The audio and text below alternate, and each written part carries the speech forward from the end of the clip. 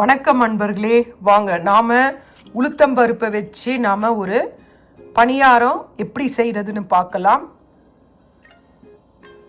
அதுக்கு நான் 1/2 கப் உளுத்தம்பருப்பை ஒரு 2 ஹவர் ஊற வச்சு எடுத்திருக்கேன்.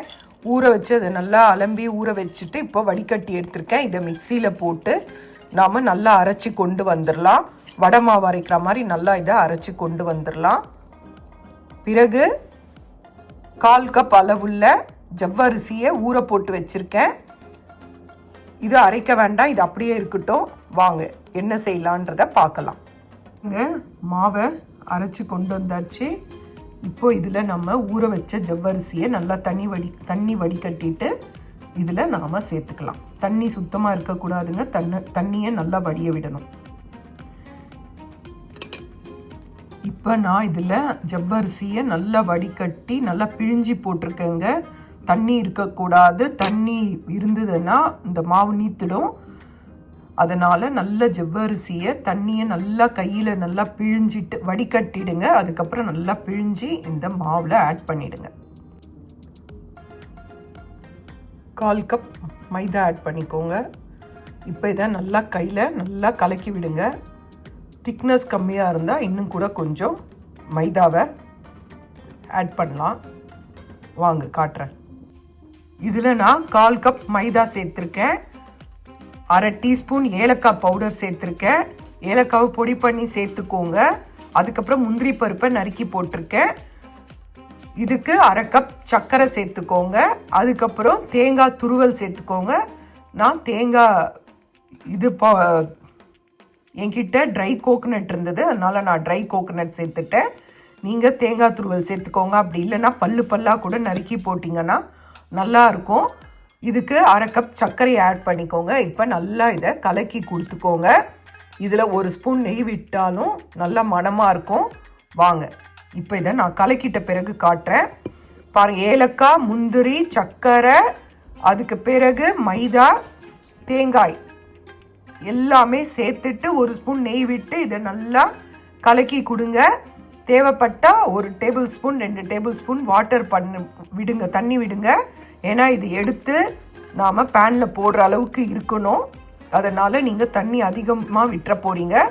தண்ணி சப்போஸ் ஜாஸ்தி இருந்ததுன்னா கொஞ்சம் மைதா மாவை ஆட் பண்ணிக்கோங்க. நான் இதில் 1/2 கப் சர்க்கரை சேர்த்துட்டேங்க. திராட்சையும் இருந்ததுன்னா போடுங்க. நான் திராட்சை சேர்த்துருக்கேன். இப்போ வாங்க இதை நாம் நல்லா கலக்கி கொடுக்கலாம். நான் நல்லா கலக்கின பிறகு உங்களுக்கு காட்டுறேன். நல்லா கலக்கி விட்டாச்சுங்க. எல்லா பக்கமும் நல்லா கலக்கி விட்டாச்சு. இப்போ நாம் எண்ணெயை காய வச்சு அதில் வாங்க நாம் இதை என்ன செய்யலான்றதை பார்க்கலாம். இந்த அளவுக்கு திக்னஸ் இருந்தால் போதுங்க, அப்போ தான் உருண்டை பண்ண முடியும். இதை நாம் எண்ணெயில் போட்டு பொரிச்சு எடுக்கலாம். எண்ணெய் காஞ்சதும் தண்ணி தொட்டு இந்த மாதிரி எண்ணெயில் ஒன்றா பண்ணுங்க, போடுங்க. தண்ணி தொட்டு போடுங்க, இல்லைன்னா கையில் அப்படியே ஒட்டிக்கும்.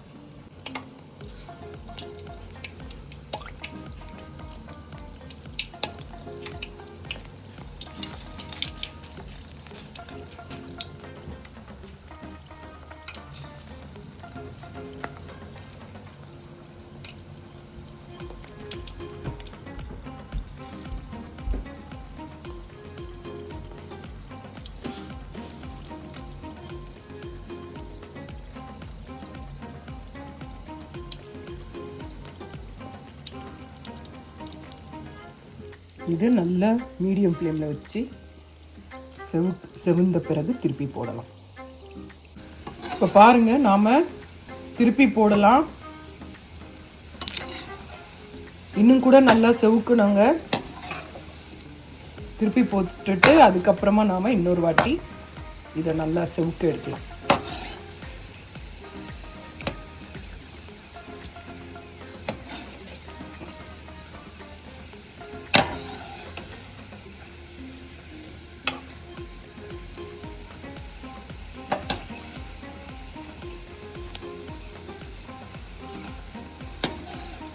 எங்களது மைதா மாவு கொஞ்சம் எல்லோ கலரில் இருக்கும்,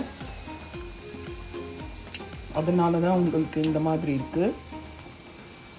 நம்ம ஊர்லலாம் நல்ல ஒயிட்டாக இருக்கும். இங்கே வந்து மைதாலேயே நிறைய வெரைட்டிஸ் இருக்குது. இதில் நாங்கள் வச்சுருக்கிறது எல்லோ கலரில் இருக்கும். இந்த பீஸாலாம் செய்கிற மைதா, அதனால தான் உங்களுக்கு இந்த கலரில் இருக்குது. இது நல்லா சிவந்து வந்த பிறகு நாம் எண்ணெயிலேருந்து எடுத்துடலாம்.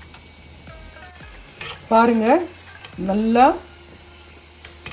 கலர் எப்படி சேஞ்ச் ஆகிடுச்சு பாருங்கள். இந்த மாதிரி நல்லா செவுக்க எடுக்கணும். இதை நல்லா எண்ணெயிலேருந்து நல்லா வடிகட்டி எடுங்க.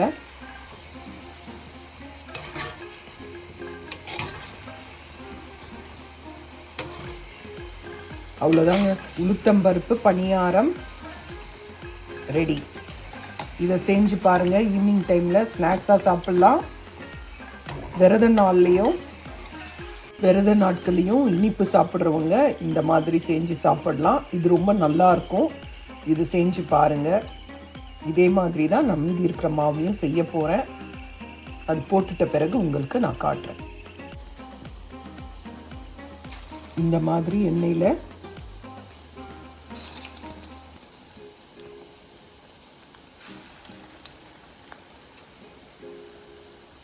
போடுங்க.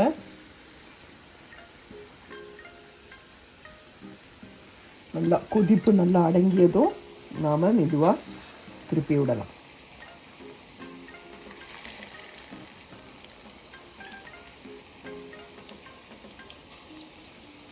அவ்வளோதாங்க.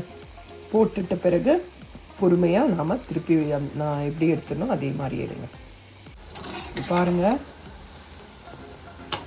இதை நல்லா திருப்பி போட்டு 2 பக்கமும் இந்த மாதிரி நல்லா செவந்து வந்த பிறகு நாம் எண்ணெயிலேருந்து பிடிச்சி எடுத்துடலாம். நல்லா இருக்குங்க. செஞ்சு பாருங்கள். ஸ்வீட்டு மட்டும் மாவு பிசையும் போது டேஸ்ட்டு பார்த்துக்கோங்க. நீங்கள் வெல்லம் ஆட் பண்ணுறதா இருந்தாலும் பண்ணலாம். இதில் மைதாக்கு பதில் கோதுமை ஆட் பண்ணுறதா இருந்தாலும் பண்ணலாம்.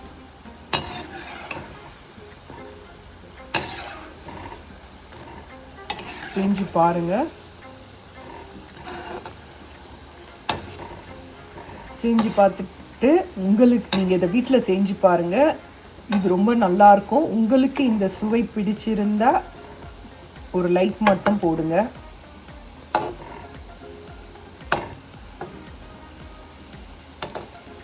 நீங்கள் இன்னும் இந்த தேங்காயெலாம் பல்லாக நறுக்கி போட்டிங்கன்னாக்கா சாப்பிட்றதுக்கு ரொம்ப சுவையாக இருக்கும். சாப்பிடும் போது நடுவில் கடிப்படும் போது ரொம்ப அருமையாக இருக்கும். எங்களுக்கு இங்கே முழு தேங்காயெலாம் கிடைக்காது. அதனால தான் நாங்கள் இந்த மாதிரி துருவுனது, இந்த மாதிரி ட்ரை கோகோனட் அப்படி வாங்கி வச்சுப்போம். நீங்கள் இந்த தேங்காயெலாம் போட்டிங்கன்னா இன்னும் சுவை கூடுதலாக இருக்கும். செஞ்சு பாருங்கள்.